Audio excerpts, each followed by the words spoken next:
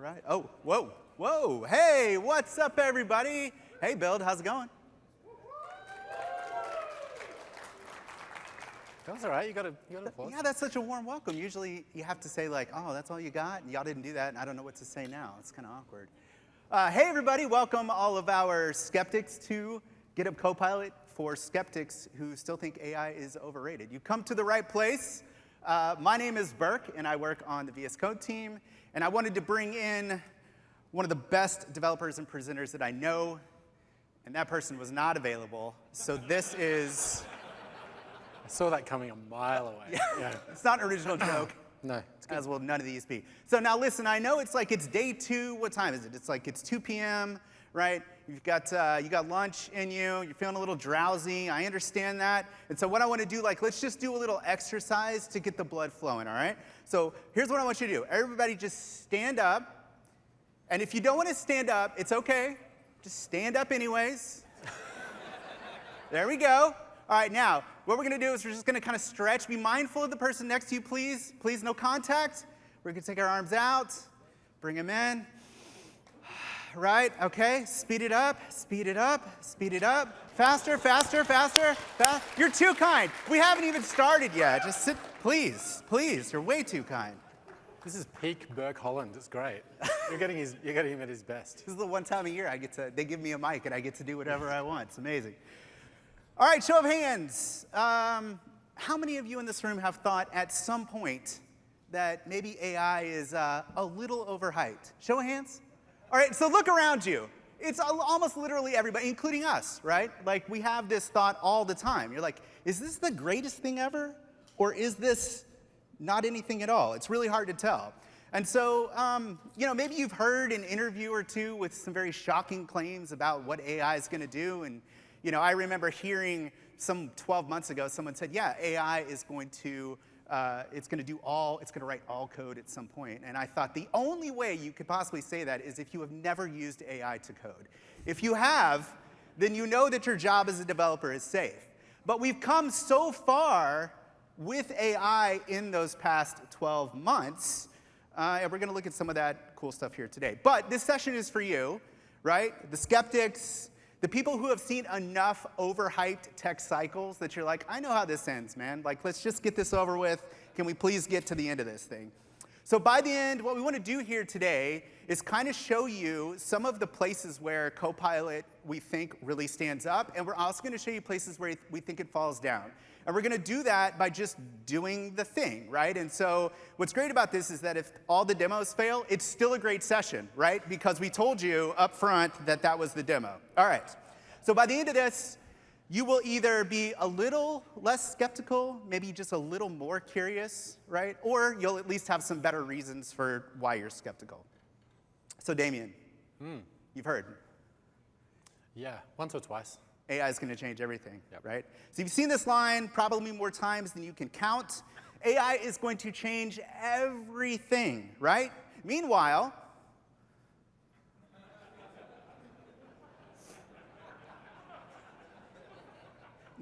now, did anybody ever see the beer commercial that AI made where it starts off all fine and dandy and by the end everything's on fire? Have you seen that? You should go Google that. Now, we should point out, though, that this has actually gotten a lot better. And this is kind of one of the points we're going to make is that AI is getting a lot better. And so AI is pretty good at doing hands now. But, right, in the meantime, our feeds are flooded with this stuff, right? Like this. Every week, AI is taking jobs. Every week. The end is nigh, right? And I think one of these is it's going to replace 90% of developers in 6 months. I feel like that was 3 months ago, right? So we have 3 more months? I don't know. I feel just a little bit skeptical of that. But maybe there's something here. Maybe there's something here. Look at this. This person built an entire SaaS app with 0 handwritten code. It's not just an assistant, it's the builder. Right? So you can continue to whine about it, or you can start building. I mean, this actually happened, okay? This is a true story. And that's why I blocked out the names to keep people innocent. This is what was posted 3 days later. Now, I don't show this to shame this person, right? I actually think that this really is the fault of those of us who are telling people, right, that they can just go out there and do this stuff, and then they do this stuff, and this kind of thing happens because of course it does. What did we expect would happen if not this? So, again, I don't want to shame this person. If they're watching this, I'm so sorry this happened. Where's the camera? I'm so sorry that this happened to you. It's terrible, and I don't think it's your fault. So who knows what this is? Now you've been to a Microsoft presentation. The Gartner Hype Cycle is in the slide deck. Yes.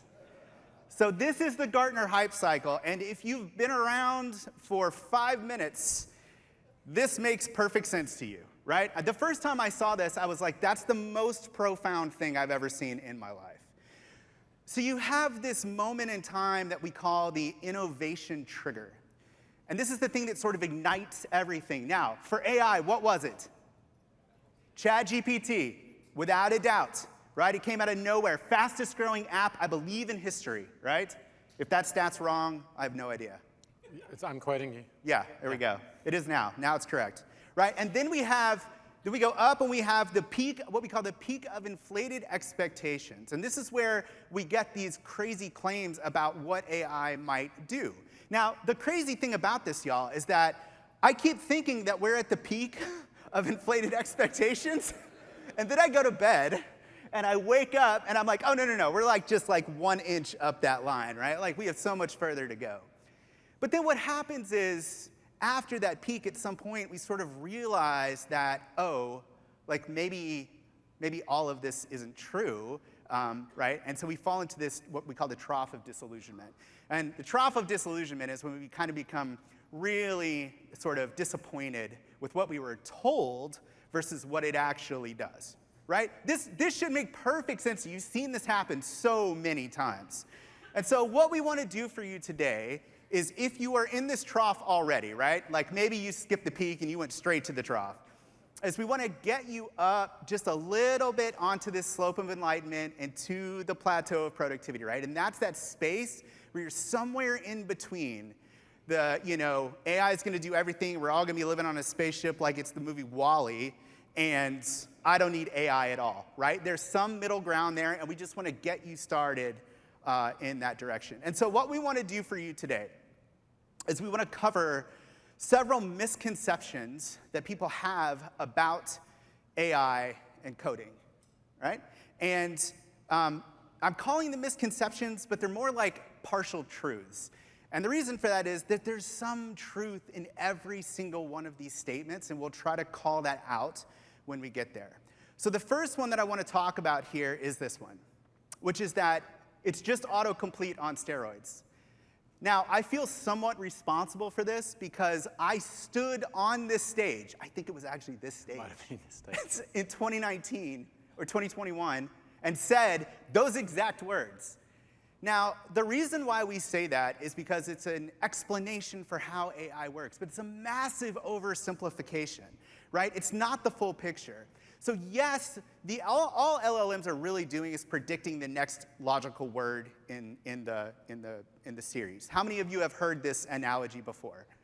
Okay, so this is true, but what they don't tell you is that as it's going, it's building up a latent representation of the context, and it's actually doing abstract reasoning about concepts, and that's why it's so good, right? So to say that it's just autocomplete on steroids really sort of sells it short.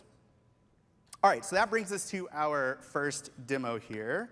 Let me hop over to Visual Studio Code. And listen, we're going to do some VS Code today, and we're going to do some Visual Studio.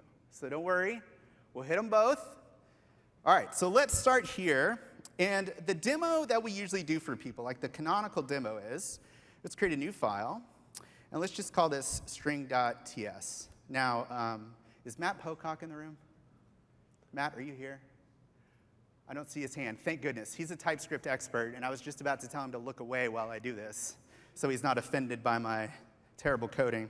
All right, now, So what we usually do when we're showing people this, we're starting with ghost, what we call ghost text, is that there's sort of a couple different ways that you can use ghost text, right? And so we'll do this thing where we have function and we want to reverse a string, and then it completes this for us. And believe it or not, no, you cannot reverse a string in JavaScript. You actually have to do that yourself. It's not a built-in thing. And so you can see here that we're getting a completion, and then we're getting another completion below that, which we don't actually want. So we're going to hit escape to get out of that. We call this ghost text. Now, before I go any further, I want to show you that you can configure this. So if you come up here to, what is this? It's the Copilot icon. Copilot icon? Logo? Yeah. I'm getting in trouble. Yeah. Somebody called it the frog, and then we all got in trouble with it. Yeah, don't say that. It's not the frog, okay? That's not what was said here today. He said that, not me. All right, now, we go to change complete. So let's come back up here to the frog. Click here. Go to configure code completions, and then we're going to go to change completions. Gosh, what did you do to me, Damien? Let's go here. You called it the frog. I did. Change completions model. So here's what we've got. We have two models here. Okay? One of them is called GPT-4o Copilot. This is the one that you get out of the box. And then we have this one below it, which is like the model that we're currently working on because we're always making it better. And eventually, this one will become the one that you're on, but we're like sim shipping you this other one so you can, jump over here if you want the latest and greatest. Now, why do you care about what model is being used here? I'll tell you why, Damien. Great question. Yeah. Most models are trained on between 2 to 5 languages. Did you know that? Yeah, because we rehearsed this. Yes, that's right. We did rehearse just an hour ago. And so most models are trained on between 2 to 5 languages. So when you are writing something that they haven't seen before, they actually don't know that language. They just don't. They've seen it before, but they've not been trained on it, right? Which is why if you're writing Python and JavaScript and a lot of these very popular languages, it's quite good. Right? And so historically, using languages like C#, the mileage has not been as great because it was not specifically trained. This model is trained on 34 languages. 34! Which means that your accuracy with completions is going to get a whole lot better because it's not just guessing about C# based on the JavaScript it's seen. It knows C#, it's been trained on that. So then usually what we do here is we also show people that you can do this via, so let's Control Z out of that. So let's add some more functions here. Like let's add a slugify. That looks totally fine. I mean, I'm really good at regex, so I know right away that that's correct. And then let's do this one. How about this one? Anybody remember this? You don't need NPM anymore. You can left pad your own strings. Thank you, AI. And so then we have something like this, and we're like, cool. But we talked about building up a latent representation. So if we come here to the top and we just say, let's just say this. So this file, right, and then it's going to start to guess. It contains, so let's go off here a little bit and say this file extends the string prototype with some additional methods, and we'll just use Command or Control to go this far and stop, and I'm going to hit Enter, right? And then the next thing that it's going to do here is it's going to start trying to help me with this. Now, all of these methods aren't actually in the file, so we can take like, let's go this far here, and then here, if we just hit reverse, it'll start to pick it up, then it gets slugify, right, and then we're just tabbing, tab, tab, and we're done. Now, we're not quite done because we need to keep going, so the next thing we need to do is we need this reverse string function to actually be on the prototype. So instead of doing this, what I'm going to do is just type string. I'm just going to hang out here for a second and hope that next edit suggestions kicks in. There it is. Okay, so you see this little blue marker that occurs out to the side? So at this point, Copilot's like, oh, yo. I see what you're trying to do here. I got you. You don't need to do this. I got this. This is called next edit suggestions. And so if I hit tab, let's see what it's going to do. It's going to automatically, right, change these two functions, but not this one at the bottom. That's interesting. Let's hit tab and take this. And then, boom, it goes down to the next one, right? So it's anticipating your next move. It's building up the context. It knows what you need. It knows where you're going. It's in the flow state with you. And boom, you've now made all of those changes. Now, there's still some red squigglies here, and this is where like you kind of need to know what you're doing. Because if you come down here, you would think that, yeah, so we actually just need to do this, and then boom, we're good to go. We've extended the string prototype. So that is sort of the reality of, oh, thank you. Escape. Oh, there we go. Did you put a semicolon? Yeah. Semicolons are optional, like brushing your teeth. It's TypeScript. Okay, all right. Sorry, your demo. That's fine. All right. All right, so let's move on. You know how to work this thing, right? I don't know how to do this. Yeah. Let's do our next misconception here, or partial truth. Go back to the slides. To the slides. All right, so our next one is this one here. We hear this a lot, right? It takes me longer to explain what I want than to just do it myself, right? I'm just going to do it. It takes me too long to explain. Which, again, these are partial truths, and so there is some truth to this. Why don't you take me back one more time, Damien? You're so good at that. All right. This is my entire purpose of this. Yeah, this was the rehearsal. Yeah. So let's come here. So this is a site that I've been working on that we're going to use today. And it allows you to share lists of links with people, right? So you can put, all your favorite, I don't know, what do you like? Star Wars? Sure. You look like a Star Wars guy. So you put all your favorite Star Wars links in here. Thank you. Yeah, no offense. And so let's put it, so these are, this is my fave links here. And then custom URL, we'll just do my links. And then let's just create this list. Now, we can enter some URLs here, so let's do Microsoft.com, that's a cool company. Let's do GitHub.com. Let's do my website, because that's dope, GitHub.io. Oh, thank you. And then, do you have one? Is there like a DamienBrady.com? Probably. Oh my gosh, so arrogant. Cloud DevOps and Developer Process, is that you? Yeah, sounds like me. Okay, does sound like. You don't know if that's your website or not? I don't actually, no. It's not exactly up to date. Is it WordPress? No, it's not WordPress. It's Ghost. Oh, okay. Yeah. 6 versions old. Made with the front page. Okay, here we go. Let's move this to the top, right? And we can drag and drop and reorder. And so this is the application. Now, one of the things I want to do here is that you can see that these links here at the top are not quite aligned the way that I would like. So what I'm going to do is go back to Visual Studio Code here, and let's open up our sidebar. And let's go ahead and reload the window. There we go. And we're going to be in agent mode here. So we got a couple different modes for you to choose from when you're using Copilot in VS Code. And we have agent, ask, edit, and agent. What is the difference between these three things? Well, you can think about it like this. In ask mode, the LLM is sandboxed from your code. It will not touch your code. It will just give you answers just like you're in ChatGPT.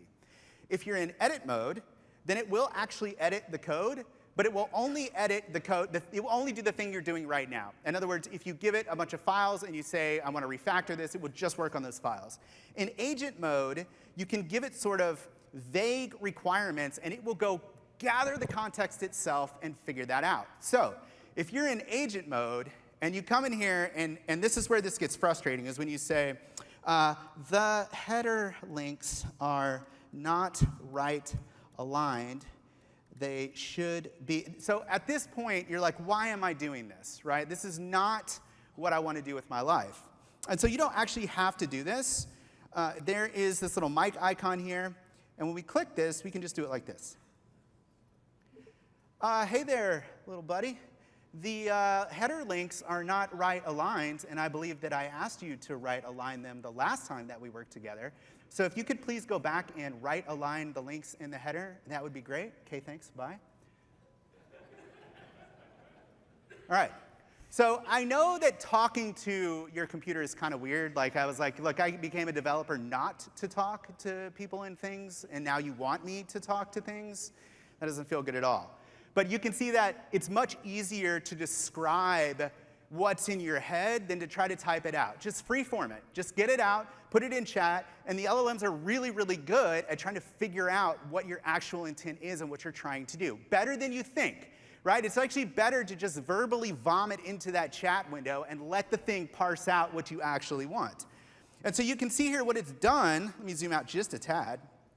Is the first thing that it did was it searched my whole code base to try to figure, I didn't tell it where the header was. I didn't tell it how to make the change. I gave it none of that information. And it figured out, it's like, oh, it's in the layout file, which is here. And then it went through and it said, okay, here's the problem. And then it updated it. So in theory here, right, it's this one change. We should be able to come back out and boom, our links are right aligned. Now, That's just way faster than you can do that unless you know off the top of your head exactly where that is. And if you're like me, and I'm a front-end dev, you're probably going to Google how to right-align something with Tailwind CSS because you forgot. It's been a week since you did it, right? And so the models are just really, really good at this kind of thing. And you notice that I did something quite specific there, right? I didn't try to do too much. I did something quite specific. So, Agent mode. you want to do agent mode? Yeah, Let's do it. I can do agent mode. There's another editor. Talk about that one. There's another editor, I've heard. Who here uses VS Code, by the way? Hands up. Who uses VS, full beans VS? The same people. Cool. I mean, I don't know. It looks like the same people. You're all in a group. I am going to admit right now, I am mainly a VS Code developer. I used to spend all my days in Visual Studio, but it's been a little while, so I had to get up to speed a little bit again. I've even got like a post-it note that was on the back of this that I took off that says Loner. This is a Loner laptop because usually I'm on a MacBook. But I am remembering it. The thing I can't remember how to do is to make the fonts bigger, so I'm going to zoom instead.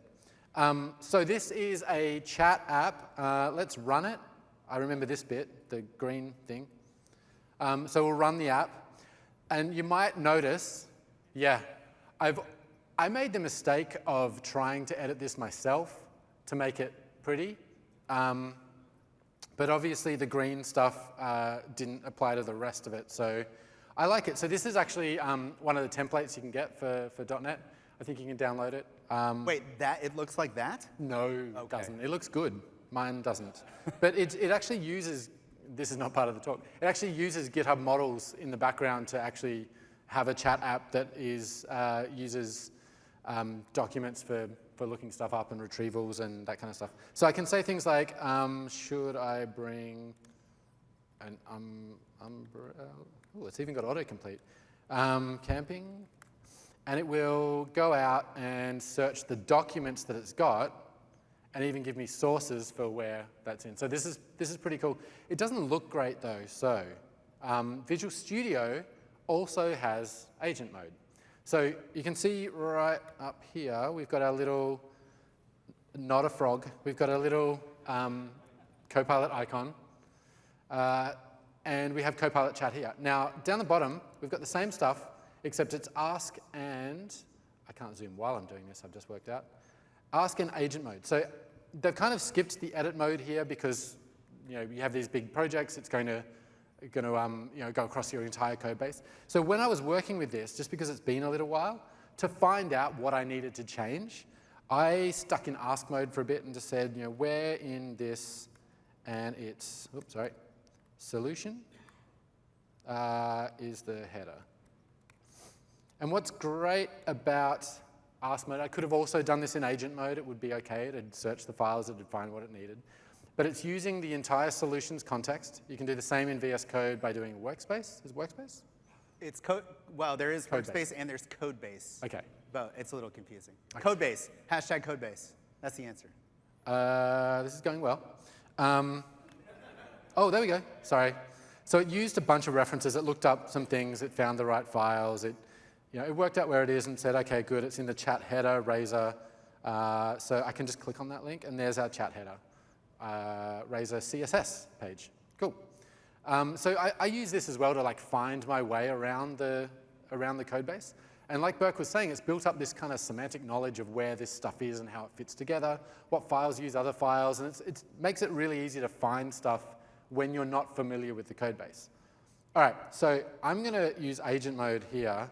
By the way, one thing that you didn't show was the model selection as well. Did you show that? No, I did not. No. So here's an example. We've got GPT models, we've got Claude models, and Gemini as well. But we might have just seen in the keynote as well that Grok is being added to that. You can also, I believe, add your own key, or that's coming soon. In Visual Studio, I don't know. In Visual Studio Code, you can't. You can run local stuff with Ollama, etc. And yeah, I think supply keys to get other ones. I don't know. This is growing all the You're the guy time. running Visual Studio. I don't know. Okay. All right, well, let's just use 4.1. 4.1's actually amazing. I love it. I'm just going to type. So the header looks weird. We got a lot of header problems today.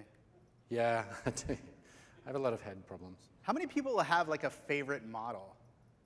You have like a model that's like your go-to, or like you just don't want to use any other model? I feel like developers are like that with their models.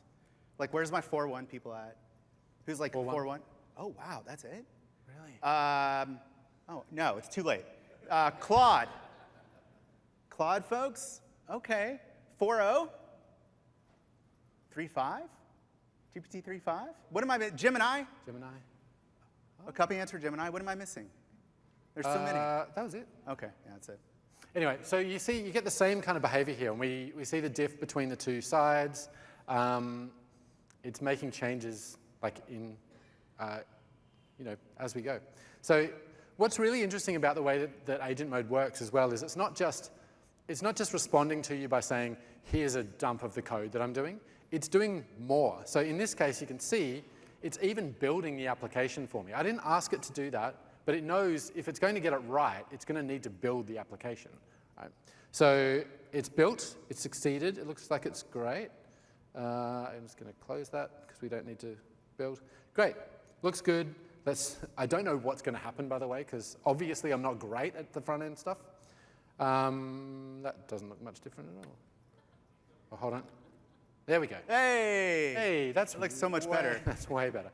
My point is, it does. I mean, it looks better than what I had. The point is that agent mode is in Visual Studio as well, and a lot of these features come across. Visual Studio also has capabilities in Copilot to trap exceptions and help you debug the exceptions as well. So I don't have a demo for that, but there's another session on later. We've got some links to some of the other sessions that are happening where they will go into depth in all of the things you can do in Visual Studio as well. So yeah, agent mode in Visual Studio is a big thing too. Correct. Is that? Yep. Cool. So so we have features in Visual Studio and in Visual Studio Code. They're not quite the same, but a lot of the stuff you'll see here you can use in both places, which is almost always the first question that we get. All right, so let's go back here to our slides. Oh, there it is. So the next one here, the next partial truth that we hear a lot is that it's not safe, it writes buggy code, I'll have to check everything, right? Like you've seen a lot of these tweets where people are like, great, now we're all just like checking a junior developer's code all day long, right? Like that's the future for all developers. And again, these are partial truths. There is some truth to this in the sense that if you use the thing without giving it context, right? Then you can have that kind of experience where it does feel like a junior developer has been in your code, and it's like every time you ask for something, you get a different junior developer, right? It's even worse because it's not the one that was there 5 minutes ago. And so we want to show you kind of a couple different ways to mitigate this. So let's come back here. So let's go back to our example here, and we're going to go ahead and you notice first of all that I never kept the changes. Like we got them, but I didn't keep them. There's this keep button here. And so we're like in this in-between state where we've saved but not kept. So there's this new level for you as a developer of, it's not source control, but it's like there's the file, there's saving, there's keeping, and then you've actually sort of committed to the change. So if I hit undo here, it would just undo this change. Now, what's nice about this is that we can see if it generated the result we want, and if it didn't, then we could just undo, no harm done, right? So we give you this extra sort of level of saving here. So let's go ahead and save this. We're going to keep this. But what we have here is not really what we want, okay? What we want in this case is we actually want a header component, right? If we were doing this correctly, we would have a header component and not just have this in the layout page. And so what we're going to do is we're going to ask for that. So the first thing I'm going to do over here is I'm going to Control-L to clear the chat. That's the most important keyboard shortcut to learn is Control-L. It clears the chat. You will do that all the time. So you should keep and clear chat as much as you can. The second you get to something functional, keep it, clear it, and commit, right? Keep, clear, commit. Keep, clear, commit. OK, never mind. Just remember those three things. OK, so now let's go back to our little buddy here and just let it know. Hey, you did a pretty good job there, buddy, but we actually probably need to have that in a header React component. So if you please refactor the header into a header React component and then put it back in the layout component where it belongs. Thank you so much. All right, now we'll let this thing cook. So while we're cooking over here, one of the things that we've done here is we've given it a lot of autonomy, right? It's going to have to go create a component. It's going to need to know where to put that component. And it's going to need to know how to write components. Because who in here has done React? Oh, wow, that's a lot of hands. OK, so there's like 90 million ways to make components in React, right? And it changes all the time. And so what we have here in this project is something called custom instructions. And in these custom instructions, I have defined for the agent a whole lot of things that it's going to need to know to write code the way I need it to write code. So first of all, I've told it about my stack, right? I'm using Astro, React, and NanoStores, Tailwind, and Postgres. I've told it who the owner of the repo is, because for some reason at this point, and that's something the LLM is still struggling with. And then down here, you can see here's the structure of my application. Here's the rules. And look, I've even told it, here's when you create it, here's best practices for creating a new component, right? If something exceeds 30 lines, I want you to create a new component, right? If the UI is used more than once, go ahead and create a new component and make sure if it needs a clear single responsibility. This is super important, because otherwise the AI is just going to decide for itself what your best practices are, which I promise you, you do not want. Because again, the next time you ask it for something, it's going to decide on a different set of best practices. So what you can do here is, I did not write this.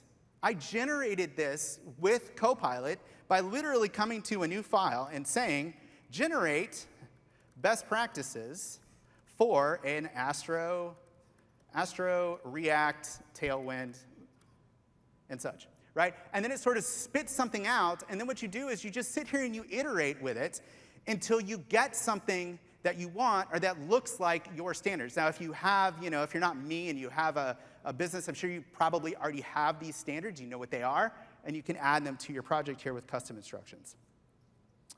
All right, so it did that. Did it actually work? Let's check. I think it did work. Is it responsive? You think it automatically made it responsive? Oh, it did not. It would be cool if it did. So that's custom instructions, and that's what keeps it from writing the code that you do not want. I can't stress enough how important it is for you to give these models instructions. And you can give them multiple files. The file that I used, Copilot instructions, is a built-in mechanism here, right? But you can also define these in your settings. You can have multiple instructions files. We have a whole documentation article on this you can go read. But you can provide all of the context that you need to get exactly the answer that you want. All right. Well, let me do one more thing here. So one of the other things that I did, so let's go ahead and keep this.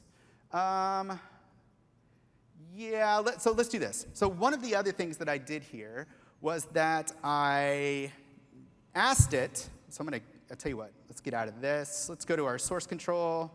Let's go ahead and bounce all of our changes out. We don't care. There we go. And then let's come down and switch over here. And so I noticed that, so I'm going to go to group links here. And so I added the ability in this thing to actually group links. So let me expand. And you'll see here that there's this new UI up here, so we can add links, right? So we can say we have technology as a group, technology. And I don't know, what's another group? Star Wars? Good one. Got others? No. No. This is your demo. OK. And then I think, all right, so then let's go down and let's put you in the, where are my groups? Maybe I need to refresh. There we go. No to the Damian Brady. And then we'll put this one in a group, right? And then we can sort these. So we have technology and you. All right, now, so we've added this ability to group links. Now, by the way, I also did this with agent mode, right? I did not code this. Agent mode coded this. And this is actually persisted in the database as well. I will make the link for the repo for this whole project available, so you can see all of the code inside and everything that I used to build this right here. This is kind of like the thing that I use to test out agents and see where we are and what the future is or isn't. All right. Let's go back here. So what I want to show you here is that what we can do now is we can go over to our source control, and let's just say we got a lot of windows open. Looks like Insiders wants. Should I update Insiders VS Code team live on stage? That's the worst idea ever, isn't it? Let's not do that. Let's publish this branch. So I'm going to publish. If y'all don't know about the GitHub integration in Visual Studio Code, it's unbelievably good. And then we can create a pull request here, and we did all of that. And let's go ahead and, yeah, that's fine. We'll have it generate the pull request, and then we'll create it. Then it gives it to us, and then let's hop out to GitHub. All right, so what we've got here is we've now submitted a pull request, okay? Now, the next thing that we would do to make sure that we don't have buggy code is what? Test. What's that? Yeah, we'll test or do a code review. Right, and so we can request a code review from Copilot right here, right? And once we do that, we can see that Copilot's going to go to work, and it's going to do a code review for us. Now, this doesn't take long, but this is a demo. We don't have a ton of time. So let's hop over back to Visual Studio Code. And I'm in the GitHub pull request and issues extension, and I'm going to go to our pull request. Let's get out of here. Let's see here. There we go. So here's our pull request. And then you can see here, let's see, we've got, let me refresh here, and I believe it's this one. And this is one where I have already requested a review from Copilot. So let's go ahead and check this out, which I'm going to click right there. And then if we click into it, we can see here, look at this. Copilot has, this is what it looks like, right, when it actually goes through the review. It's the exact same code that I just PR'd. So we actually have a code review from Copilot telling us what to say. Current groups import is never used. Please remove it to keep the imports clean and avoid confusion, right? And it even gives you this suggestion, as opposed to, you know, when you get a code review from a human and they're like, fix it. And you're like, oh, great. Thanks a lot for not adding a suggestion there. It's extra work. But it actually gives you a suggestion every time, right? And you can just take the suggestion here, boom, and you're done, right? And those are code reviews that you can do using GitHub Copilot. So you can submit your code, submit the PR, get the code review, cycle back through. It's a really tight workflow. You can do it all from within Visual Studio Code. Yeah, it's really important to note as well that these are a great way of getting a code review really early before you have to bug the person next to you. Still not a bad idea to bug the person next to you at some point. Always good to have a human in the loop. And this is kind of why this is the workflow, right? You submit a pull request, you get a Copilot code review on that pull request. But you still need a person to go and look through the results to say, that's great, but I was speaking to Doug yesterday, and he said we're not doing that bit anymore. Copilot's never going to get that for you, right? It's not listening to Doug. We shouldn't listen to Doug, actually. He's not. No. I want to point out as well, because we're talking about buggy code, there's a few other places where Copilot can help. And we're kind of breaking out of the editor a little bit now. Switch over to me. I'm back in Visual Studio. Actually, let's go to the browser. And we've got, so who's familiar with Dependabot in GitHub? OK. Dependabot, if you haven't used it, start using it. Basically, it looks at dependencies that your code has. And then if there are known vulnerabilities in older versions of those dependencies, it will let you know. But we go a little bit further beyond that now. We let you know, and we can enable a pull request to fix that. And then those are a bit smarter these days as well, where it can give you not just the upgrade, but also it affects these changes in your code base. So you've upgraded this version of the dependency, but that means that this method that you're using down here in the code is obsolete, and you need to use this one instead. So here's a suggestion. Super useful because nobody goes back and updates dependencies. Those are the warnings you get that you ignore when you build. So, but the security aspect of GitHub as well, if we're talking about writing buggy code, if we go to the security tab, actually let's go to the whole repo and we'll do the security tab for the entire org, sorry, not the repo. And we can see we have, 370 open alerts. So we have not just Dependabot, but we have CodeQL and code scanning and secret scanning. I'm not going to show you the secret scanning ones. But code scanning, for example, it's identified some critical vulnerabilities. So there's a server-side request forgery here. Now this is CodeQL, which is doing code analysis, static code analysis of your actual code base. So not things like, here's a dependency you're using, it's out of date. It's having a look, and it's identified, look, this URL depends on a user-provided value, that's bad. And not just that's bad, but here's exactly why it's bad. You know, here's the recommendation for it. Here's an example of a bad example, example of a bad, that'll do, that's fine, it's late. Example of a bad thing, and here's some ways to remediate. But if that's not enough, we've got generate fix now, which is part of GitHub Advanced Security. So if I generate a fix, this is Copilot AutoFix for CodeQL. So it will go away, and I'm going to do this live, by the way, so you can see how fast it is to do. It's looking at that and saying, great, to fix it, we need to do this. And here's the code change, the actual code change that's suggested. I can commit that to a new branch if I want, AutoFix to an existing branch. So again, it's not YOLOing Copilot into your main branch. It's trying to go through the right paths. So this is just kind of another place where Copilot can show up to reduce that buggy code, even if it's stuff that is on legacy code. Dependabot might pick up a new security vulnerability and then help you fix it as well. Yeah, so, yeah, absolutely. And I think the logical question here that people ask is like, wait a minute. AI is reviewing its own code? So AI is going to write the code that's going to review the code? It's like, yes, that's exactly what we're going to do. Because that's what we do, right? So we write code and then we have somebody review the code. And to be honest with you, the more times that you do this, you have the AI write the code. If you have it review the code, it's going to catch its own errors and fix those, right? It's definitely something we want to do. Same case with the advanced security. yeah. All right, let's do our next partial truth, which is this one, right? This one we heard a lot at the very beginning. This one was I know what I'm doing. I don't need AI. I know what I'm doing. And, right, people that are confident, you're good. You've been at this. You're like me. You've been writing code for 20 years, right? I know how to do this. I don't need this thing.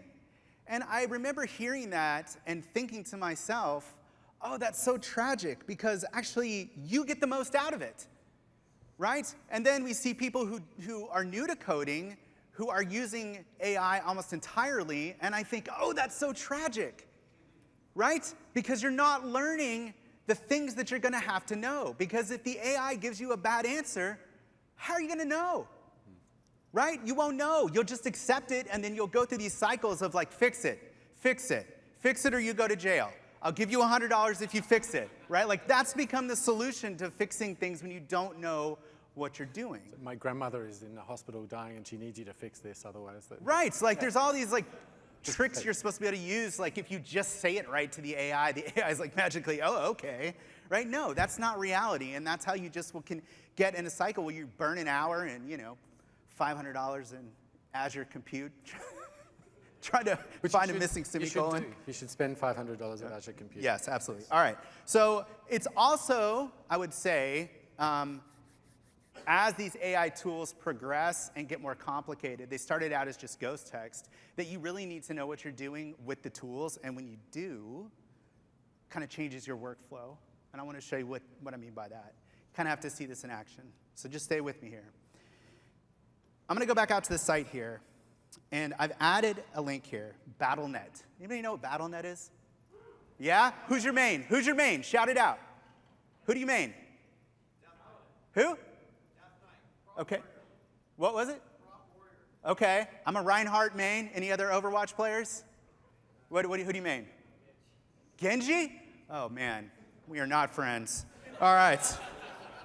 So you'll notice, though, that this is Activision's site, y'all, by the way. You'll notice, though, that the information for Activision is not getting pulled in.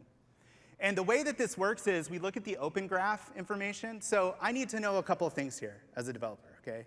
I need to understand how websites communicate metadata about themselves to consumers. And I need to know that that's with the Open Graph specification, and it's also implemented differently in every site. That's the great thing about specifications. There's so many to choose from, right? That's why we love standards. And so what I want to do here is show you how we're going to use agent mode to work with this in a very interesting way. So what I'm going to do here is I'm going to come back, and I'm going to do this. I noticed that the Open Graph information for Battle.net is not being pulled in the link items. can you please use the Playwright MCP tools to open the browser, have a look at battle.net, and then can you please tell me what's going on here? Okay. If this works, this will be the coolest thing you've seen all day. So what it's going to do is it's going to use the Playwright MCP server, and it's going to navigate to a URL, right? So you can see it's popping open a browser, and it's navigating to the URL, right? There we go. Oh, we got a Street Fighter season. Nice, nice. And then back here, you can see it's now checking the network request to see what metadata is being sent. It's looking at the developer tools in the browser, okay? And then, now what's it doing now? So now it's going to check specifically for Open Graph metadata, since I noticed the issue might be that the page is using standard meta tags instead. All right, so it's going to navigate again. I see the issue. When redirected, the site isn't using the Open Graph standard. Here's what we can do to fix it, okay? So I didn't have it write any code, right? All I did was I want to know what's going on. And here's the reality of what's going on here, folks. This is a complicated problem to solve. It's going to take some thinking through, right? It's giving us a couple of different options here. But this is not the kind of thing where I want to say, OK, fix it, right? We want to think about this so that we don't run into this again, and this works with other sites where we have this problem. So here's what I'm going to do.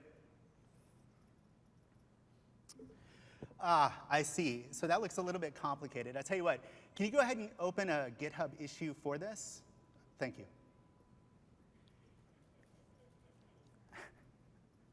So again, so what we're doing here is we're taking the next step, right? Obviously, what we would do here is we would address this at some point in time, and we have enough time to go through this. So I've actually asked it to create an issue, and I didn't give it a lot of information here. It's going to have to use the GitHub MCP server to create an issue for us and provide all of the context that it just gathered, right? This is incredible. Do you see the power here for you as a developer? Do you see the time that this saves you from having to go open that issue and get all the context in there, and then it adds it, and does it give us a link? So OK, it created issue 29. Let's see if it's actually out there. Let's go to the GitHub repo. Let's go to issues, right? And then right there. Look at this. Opened by me, by the way. I wrote this, apparently, right? Proposed solution, technical details. Y'all.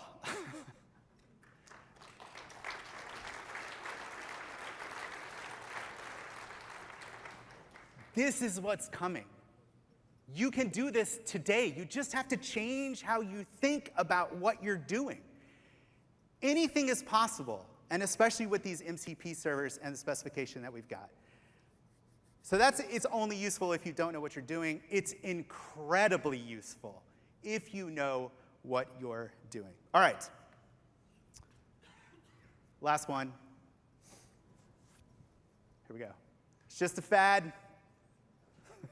Just wait. It'll pass.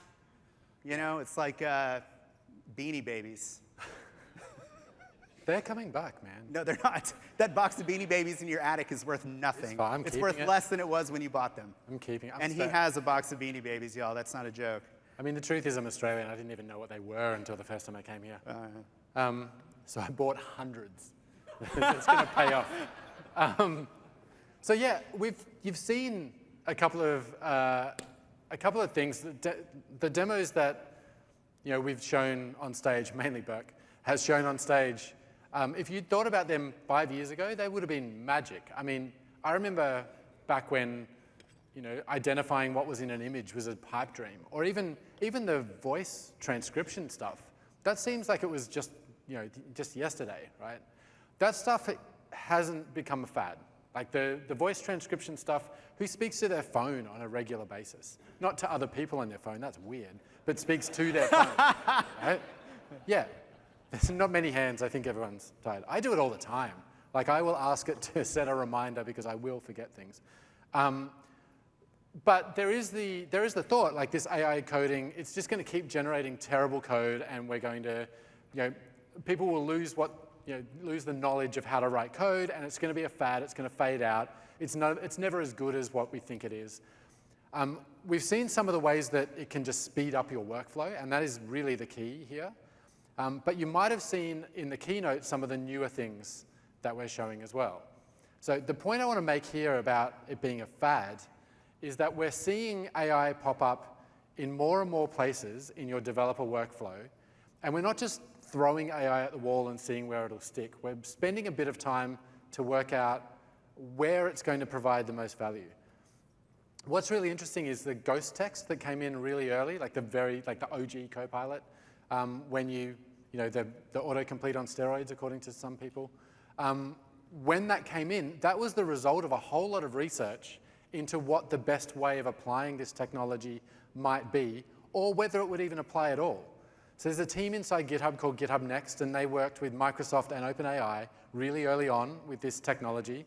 And they were asking questions of GPT-3-ish at the time, asking programming questions, and it was getting them right like 70% of the time, just out of the box. And they thought, okay, there's obviously something in here.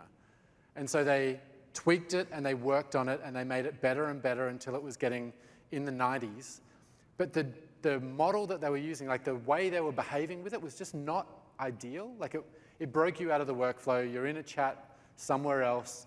You have to copy in all the code. And they worked out that the best paradigm, that the best way of interacting with it at the time was ghost text. Like when they gave that to people, they're like, oh, that's where it is. And so they've developed from that, and it's become more and more accurate, more and more useful as ghost text. But then the chats come back because that's useful in context as well. So the point I'm making is that this has been a long series. We're not talking about a tool that's been in the works for the last 6 months.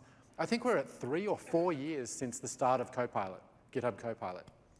And so now we're starting to see it appear in a few other places. If you saw the keynote, day one keynote, you might have seen Satya actually assigning an issue to Copilot.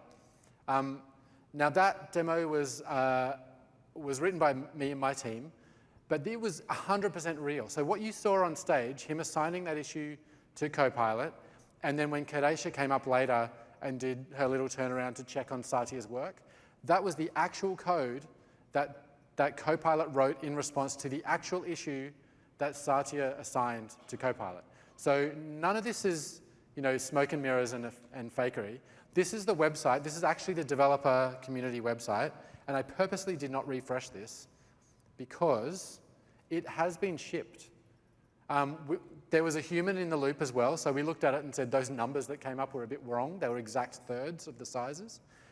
So they fixed that, human in the loop, human making changes, and that got deployed. I want to show you what actually happens. So this is the issue that Satya assigned to Copilot.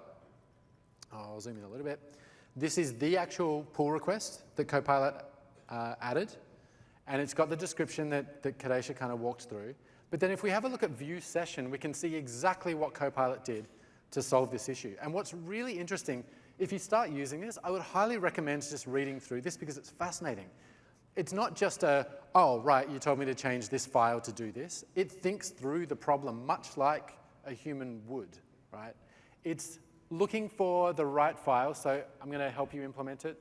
Let's check the community page to understand. It's found the community page. Okay, there's Reddit cache to understand how the group size. Okay, there's also a dummy one for when we're testing. Let's check this model. Let's check these ones. I'll scroll down a little bit because we can see that it's, okay, now I understand what to do. And here's its thought, and here's its progress update. It's put that in the issue, so you can watch the pull request as well, do that work. And it will now start implementing. So it's going to edit these changes. I'm trying to find a spot. I haven't actually looked through this for a little bit. Trying to find a spot where it gets it wrong or feels like it needs to check. So let's run a git status to see what we've modified, and a git diff to see the changes. Okay, let's report the progress so far. Let's add those to Git. Add some more testing instructions. Okay, we're going pretty well. So in this case, it's pretty straightforward. I've seen ones where it gets stuck in a bit of a loop and says, oh, I think I need to create a new component for this. Okay, I've got it. I'm going to put it in the right location. Let's run our tests. Actually, that's not behaving really well. Let's undo that change. Let's do it a different way. Or maybe we can have a look in the code base to see where else that got implemented. So it's really procedural and really useful to watch watch it work and watch it go through. The important thing here, though, is that this is something that a developer could have done. Kadesha could have done it, but she couldn't have done it while she was doing the other work that she was doing. This was something you could assign to Copilot. It can get started in the, while she was going, and then ultimately she finishes her more interesting work and comes back to this at the end. It says, yeah, this looks great, or I need some changes like rounding the numbers in the group size. So in terms of a fad, things like this that speed up your workflow, they kind of, I don't know, they kind of clone you to some extent. Like they let you scale out. I can work on these 5 issues, and these ones are going to be the ones that I give to Copilot to start off with. These ones are the ones that I find interesting I'm going to work on. Like that really dramatically changes the way that you work, the way that you code. But I want to, just before we wrap up, I want to kind of address some of the, like elephants in the room. Cool, this is good, but who is this for? Is this for me as a developer? Or when Satya assigned that to Copilot, is that going to be what he does now instead of giving it to Kadesha? And you will notice as well that the actual code that was demoed on stage that Copilot finished is not what went into production. Developers actually went and looked at that code, made some changes as well, but it got them a lot of the way there. So the developer is still doing that work, right? So to kind of answer this question of, is this for the developer or is this for the organization? I want to talk a little bit about some research that the Microsoft research did along with Nicole Forsgren back in January in 2024. And the study's fascinating. Definitely go and have a look at the whole thing if you want. But basically, they looked at software development through the lens of work design theory. So looking at the work that developers do and how that affects outcomes in terms of how the company succeeds, how the individuals work, and things like that. And they looked at a number of dimensions that affect developer productivity. But the one I want to talk about is cognitive load. So this needs a little bit more explanation, but cognitive load consists of, there's 3 different parts. There's intrinsic load, so doing the actual tasks, so the typey bit. And we, obviously Copilot, the Ghost Text, the OG stuff helps with that because you can just hit tab. As I've heard before, you only have a limited number of keystrokes in your life, and so hitting tab saves a bunch of them. There's extrinsic workload, which is finding the information you need. Like, where are the files I need to change? How do I use React? Do I need semicolons? Things like that. But that extrinsic information, pulling in that information. And then germane cognitive load is a little bit more, a little bit harder to define, but it's really being able to hold that in your head in a way that makes sense, that you can put all that information together to actually solve the task, right?